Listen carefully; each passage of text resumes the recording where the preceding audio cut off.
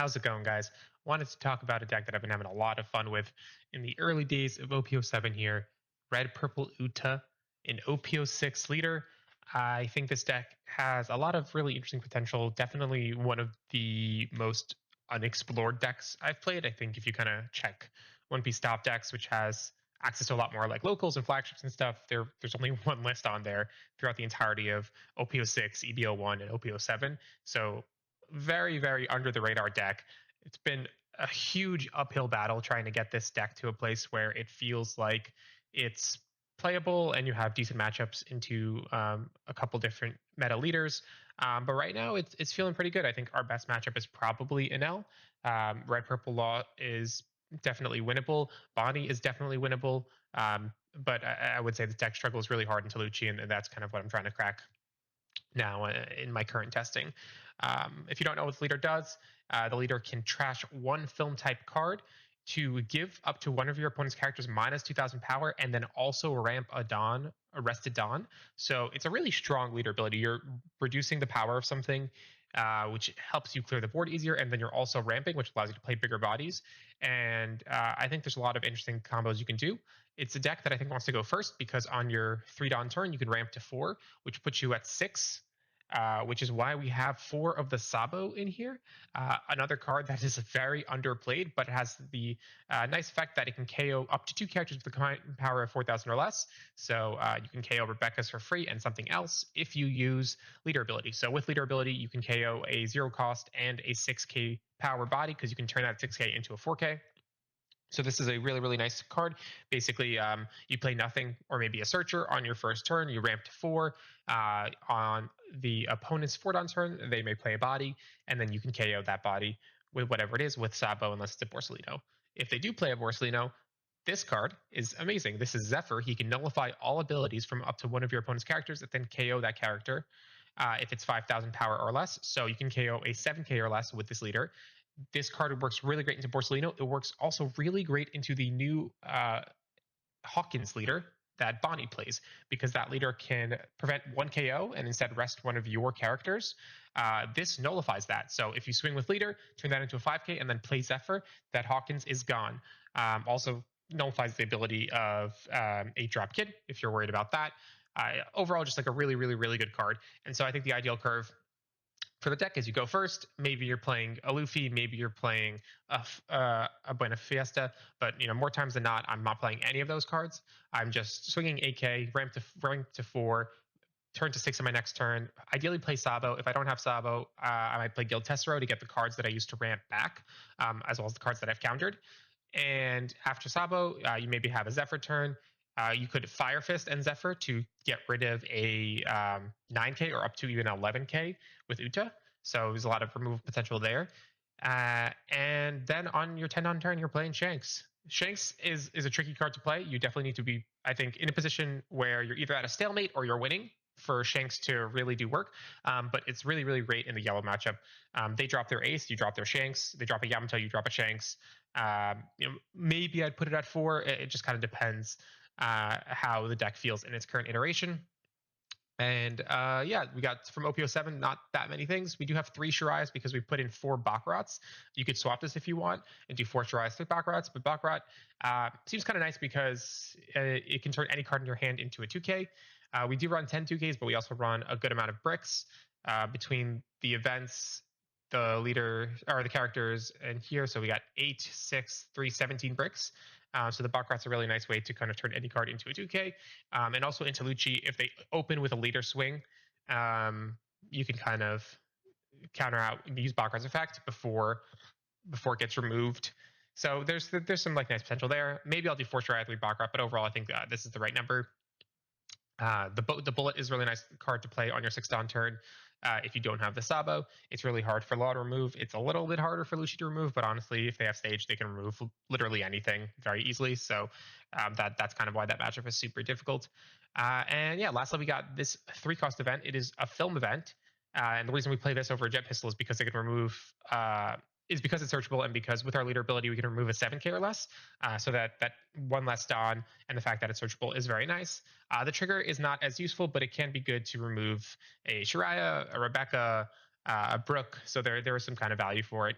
even if it's not as good as the jet pistol. But can work really well in getting rid of blockers so that we can go for game when we need to. And yeah, that's pretty much the deck. So we're going to jump into a few games here, and we can see how the deck plays into some meta matchups. We'll try to do some ranked games so that we get like a really good feel for how the deck's working in a more competitive sense. Okay, first matchup. We have the Red Green Law. I am recording this video after Red Green Law topped in Utrecht, so not surprising to see him here on Sim. I'll be honest, I have no idea how this matchup's going to go. Not one I really expected to see. Our opening hand, I think we really want to see the Sabo, so I'm going to mulligan, even though it is a pretty decent hand, and try to go for that Sabo. We did not get it, but very similarly, like almost the exact same hand, really, so I'm pretty happy with it. I don't think there's a reason to search here. I think what we'll do is we'll play our Baccarat. First, we'll swing 5k. He will likely take this. Let's ramp by getting rid of this 2k. Play our Baccarat out. And I think we're in a pretty good spot here. Next turn, I think we can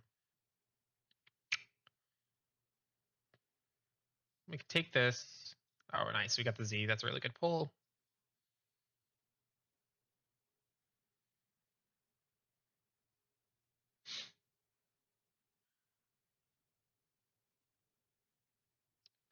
All right, so that Cavendish will be, we are going to be killing that Cavendish with the Z as soon as he plays it. Yeah, Sabo would be really, really great here. I think it would do so much work in this matchup. Unfortunate that we don't have it. We're going to swing into the Bonnie just to try to remove it. Did not work out.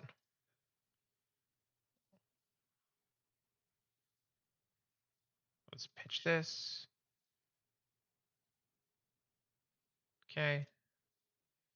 And let's get both of those cards back with our guild, which I think is a nice play there. And then next turn we will play the Z to remove whichever large body he ends up playing, and then start going aggressive at their life.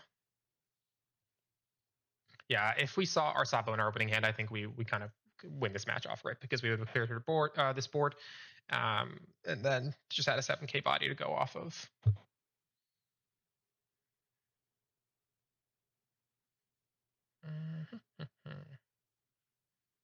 This is kind of why I like the Baccarat, so I can trash this, and that 1k is now a 2k, which is just like a really nice ability to have.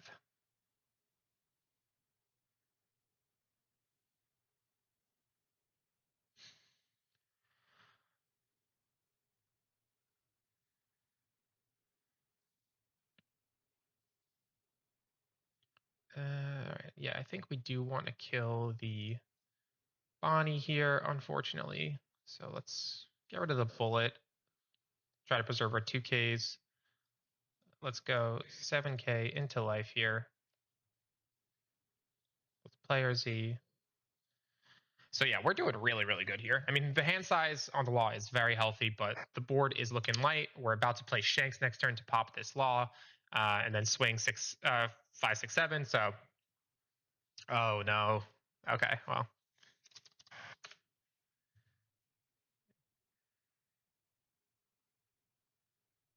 So we had a little bit of sim misclicks here, but I think the early game was heavily, heavily, heavily in our favor.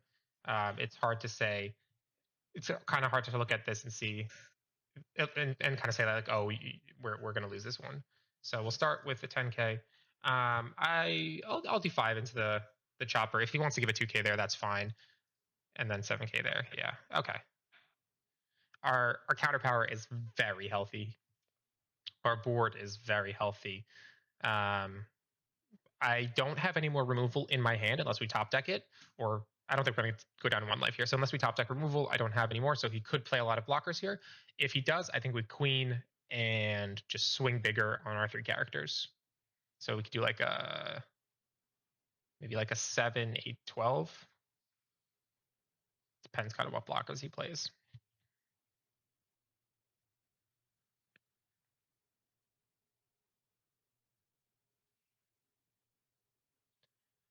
Yeah, this Cavendish is a really, really nice card for the deck.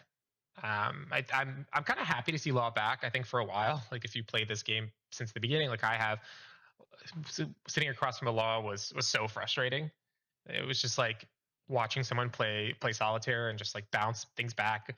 And there wasn't a lot of answers that you had back in OP01, OP02. You started getting some answers in OP03, and then by the time like Sakazuki came around, like this deck just completely disappeared because of Sakazuki. So it is nice to see it make a bit of a comeback. I think it doesn't feel as overwhelming as it used to, which is a very very good thing. And hopefully, it finds a place among the meta and can stand on its own again. I'm always happy to see those decks come back. I think if you talked to me a year ago and said like, "Oh, Zoro, Whitebeard, and Law are your favorite decks," I would roll my eyes and I would just be so annoyed. Oh, okay, so this guy is not having a good game, which is pretty fair. Let's check a little bit what their hand is after we finish the game. So GG's. Uh, I think honestly, even without all those misclicks, they were in a lot of trouble. Like, yes, they had the law blocker, so they could have played law blocker, taken up the Bonnie, and put out a Zoro or something, sung it with Zoro. But they had nine. They could go up to 9K once. If I swung 7, 9, 12, and played a queen, they would have lost their blocker and been at 0 life. They might have even died, depending on which ones they decided to counter block. So I think we had this game either way. Like, this is a very bricked hand. That being said, let's find another one. Clearly, this guy had some misclick going. That was a ranked match, I will say. So we did play ranked there, and yeah, see if we can find a better matched opponent. All right, so we do have a black yellow Luffy here. We are going first, so we are on our regular curve, and we have some good cards. This matchup, I will say, is a little bit different. Obviously, black yellow Luffy plays their own game. They don't really care what you're doing. They are trying to get to 0 so that they can start using their leader ability and play Morias and then just like demolish you in one turn. So the important cards in this matchup are obviously Shiraya to help combat that, and then also our top end. You can't attack too aggressively into this matchup because you don't want to bring them down too low. So at a point where they can start using their leader ability and you don't have enough swings to kind of finish the game. So the Shiraya is big at kind of slowing them down, putting pressure on, and then the Zephyr is going to be huge if they play some bodies. So we'll play the Shiraya. Hopefully on 4 Dawn they can't remove it unless they play Thunderbolt, which not that many black yellow Luffy's play right now, so I think we're in a pretty good spot. I would say this is generally a good matchup for Uta if you see enough top end. Okay, they got their Vegapunk Luffy, and they're doing.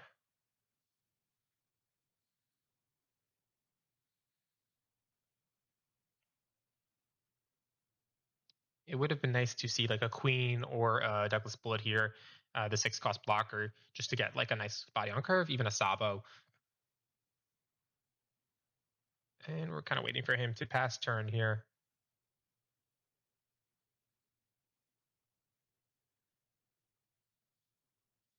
A Guild Tessera would be nice too if I could play that and get my counter power back. Hopefully our friend here passes turn shortly so that we can take our turn. There we go. Okay. Oh, hey, look at that. So we can start with a 6, and then we can actually safely ramp, I think, here, since we are going to be getting these cards back.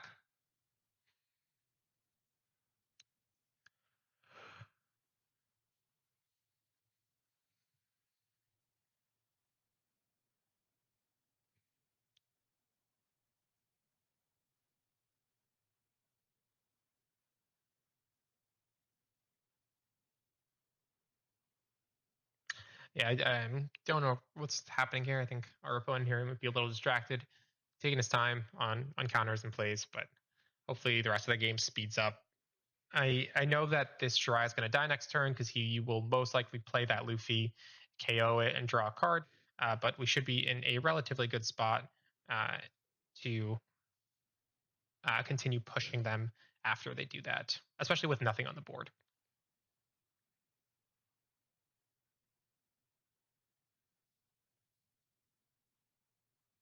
And yeah, now that Luffy will come down.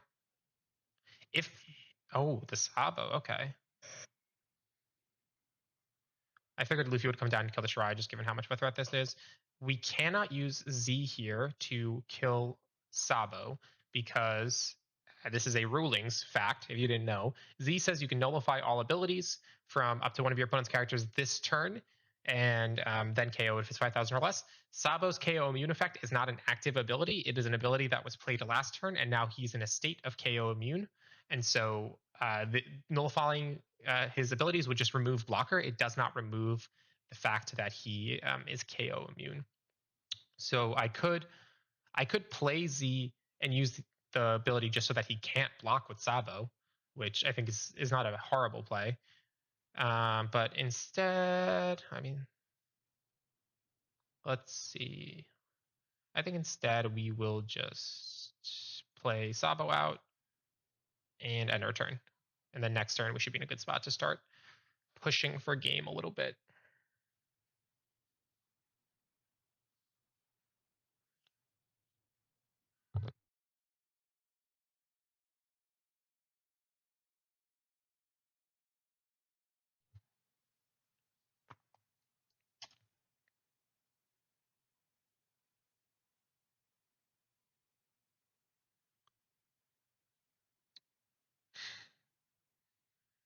I do apologize that there's, not too much commentary in between turns here. This is unfortunately a slower game than I would expect, especially in the earlier turns here for Luffy. Okay, there's the Luffy into the Shiraya. That makes sense. I think that was because of that. There was some argument to just kind of.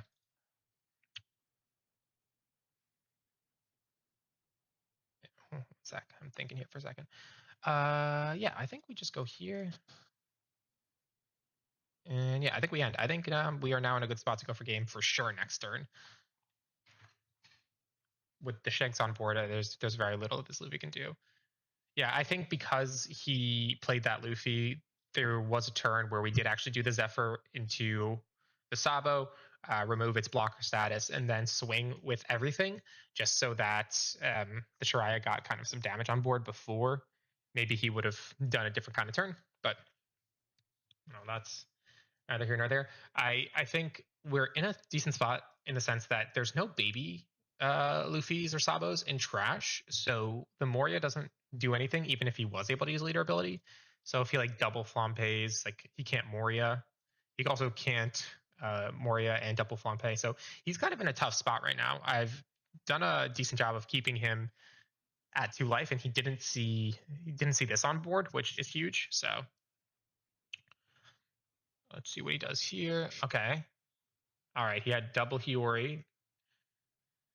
This is not ideal, that's for sure. But the upside here is no blockers and no blockers and oosh. Do I want to go down to 1 here? We might have to. Yeah, okay. No blockers, and he got 2/2Ks out of hand, is what I was trying to say. I'm wondering if I can go for game here, reasonably.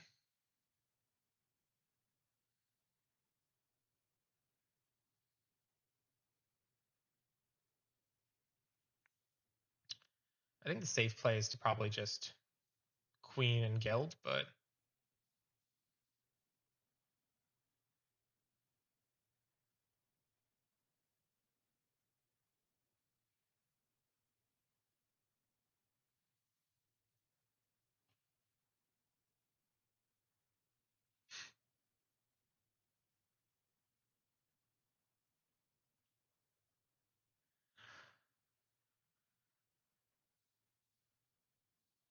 okay, yeah, then let's do this. Let's get rid of one of these cards.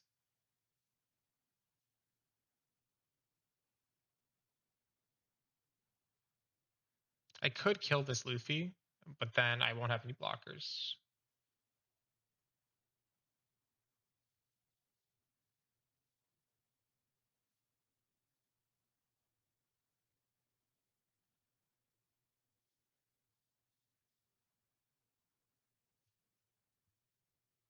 given that we have a good amount of 2 keys, I think just queen is fine here.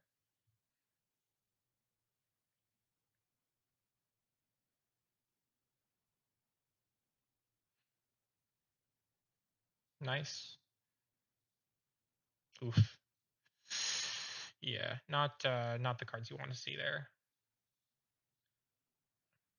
There's no Sabos in trash, so that's good for us. He can't establish blockers unless he has one in his hand. And there is an ace there, so we could see 3 swings come down this turn. We can block 1. Ooh. Can't block 1. I can counter up to 7, 9, 10, 11. So I think we're okay, even if he plays an ace. Because 2 Dawn. Maybe not. We'll see. He could go for game here, maybe. If he gets the ace out. Oh, okay. He put the ace. So he's going to double. Oh, okay. He's just. Oh, I did not expect that. All right, let's start with a 7K.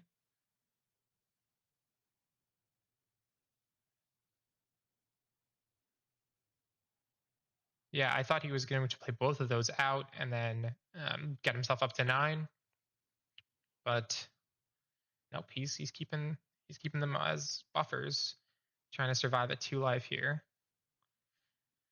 So yeah, if we can break through this, the game's ours. Oh, no 2Ks. That's very telling.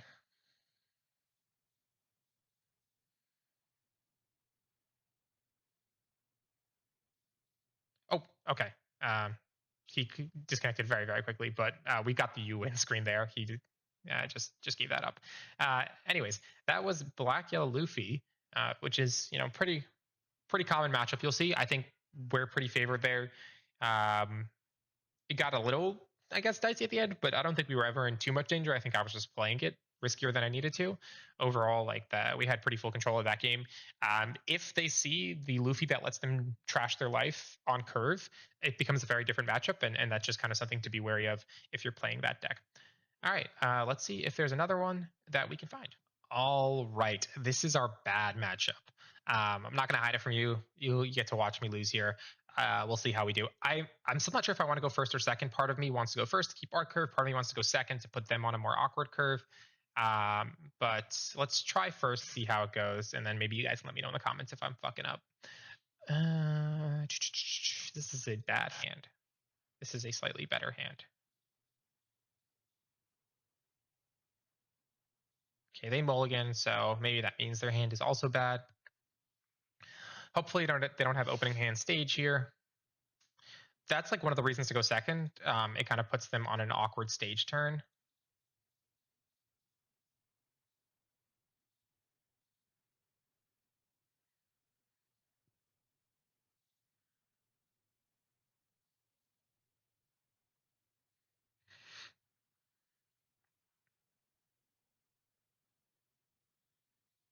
It would have been nice to see Sabo in case because it looks like they're going to play a 4 cost here, but no Sabo, unfortunately. Oh, we do have our Dragon Stamp Flowing Water. So they are searching. Draw 2, trash 2. Got rid of a Kaku and an 8-drop. I'm wondering if I should. I might. Yeah, I might.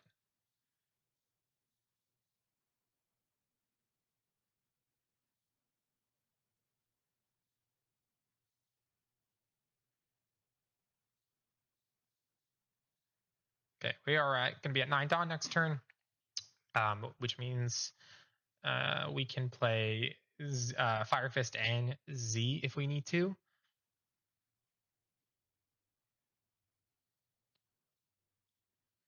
I think I might take myself down to 2 here, just in case he plays Rebecca this turn.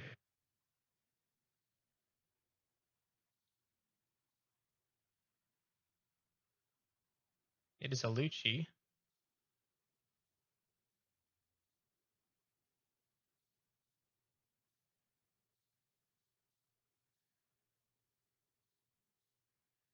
So he's having a very slow start as far as Lucci players go. All right, nice. Got some counter out of hand. All right, now we have a 7 cost on board. He does not have stage, which does help us a little bit. I think next turn we could play guild, get some of these blockers back. Just kind of depends what we draw into. This is a Moria turn if he wants to play the Moria, which I think is happening. 1k here. Does he have Rebecca in trash? I don't see a Rebecca in trash, but he can Suru to get me to. So Helmeppo gets me to 3. This isn't enough. I don't see Spandine. I don't think he can kill the Zephyr. Nope, it's not enough. It is a scary board though. So if we see Shanks, Shanks would be great here. Guys, you know, what can I say? Sometimes you just got to be good at the game and just see the right cards at the right time. I asked for Shanks, I saw Shanks. So, I mean, in a decent position here, this Lucci has had an uncharacteristically slow start. Even so, we're kind of scared here. I am at 4 cards in hand, 2 life. I will play guild to get 2 cards back and then play a blocker out. But if he clears board here and also takes me down to 1, which I'm probably gonna have to go down to 1, it's not looking good. All right, Tempest Kick, crazy card. Oh my god, I can't believe they banned Great Eruption and then just made Tempest Kick right after, which is basically a better Great Eruption for Lucci.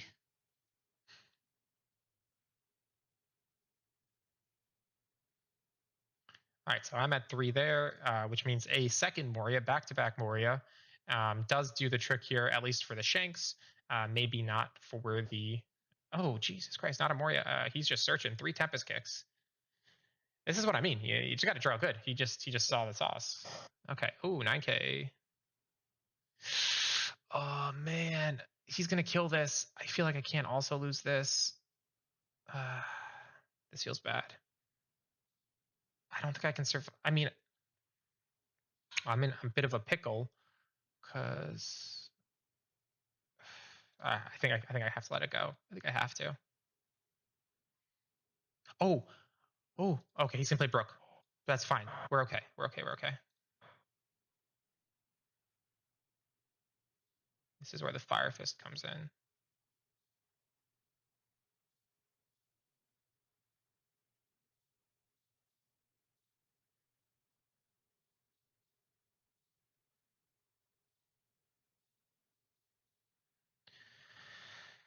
Okay, we have a bit of a board.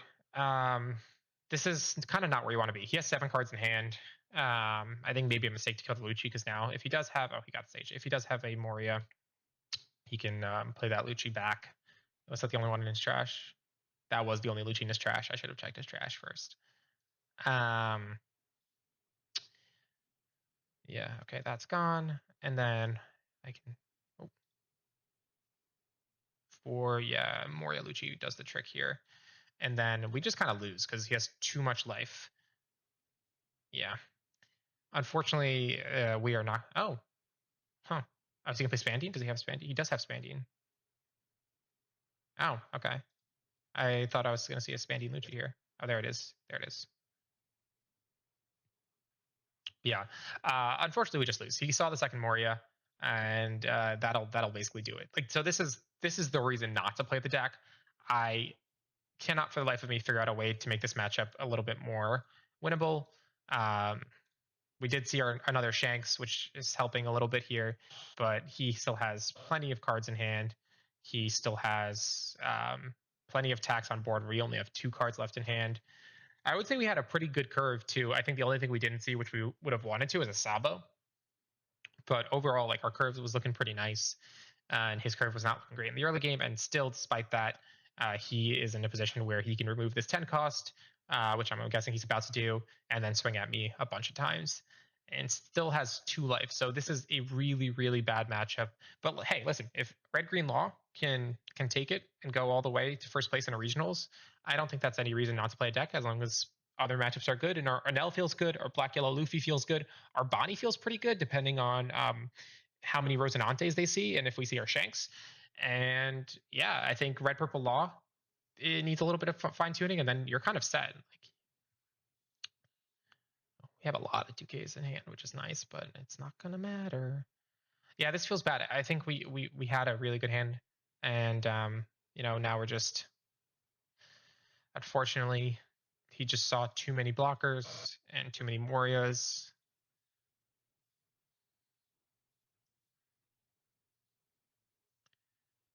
Yep. That stage is crazy. They actually put out a card called Dragon's Breath that removes stages, but only one cost stages, which feels so bad. They give us a little more. Okay, and then I guess he's playing a second Lucci. Yeah, yeah. I mean, not even close. We lost our whole board. There's really not much we could do here, and we did see a third Shanks, but it is not going to matter because he has 2 life and a blocker. That is kind of the issue with Shanks. So as far as 10 costs go, it's very underwhelming. It doesn't really secure the win a lot of the way, in some of the ways that like Moria might or Ace might. So it does feel bad in that sense. Yeah, and I mean, he didn't have an insane amount of counter, 2 1Ks, which, and there was a 2K at the end. He did say GG, so good sport, good sport. Overall, it feels bad. It's not a good matchup. I'm not going to lie to you guys. Like, it's not really the matchup you want when you're playing this deck. But I'm also like not sure if I'm playing it exactly right. Like, maybe I should take second, just keep them off the stage curve, keep them off the Moria curve. Maybe I can't ramp as aggressively. I don't know. I don't really know what the answer is. I have to do a little bit more testing here. I think maybe I need to find a good Lucci player who's willing to kind of sit down with me and just do a couple hours of testing and discussion and deck building. But overall, I think there's a lot of good reasons to play the deck, especially if you're looking for something different. And this is probably the main reason not to play the deck. So let me know what you guys think about the deck in the comments. Come check me out on Twitch. We've been streaming some ranked games. Overall, I think we went 2-1 or 3-1 and today I think maybe 2-1, and it's a pretty good run, pretty good one with the deck that does not win a lot of tournaments or has not in the past, but hopefully we can change that. And yeah, let me know what you guys think, and I'll catch you with the next one.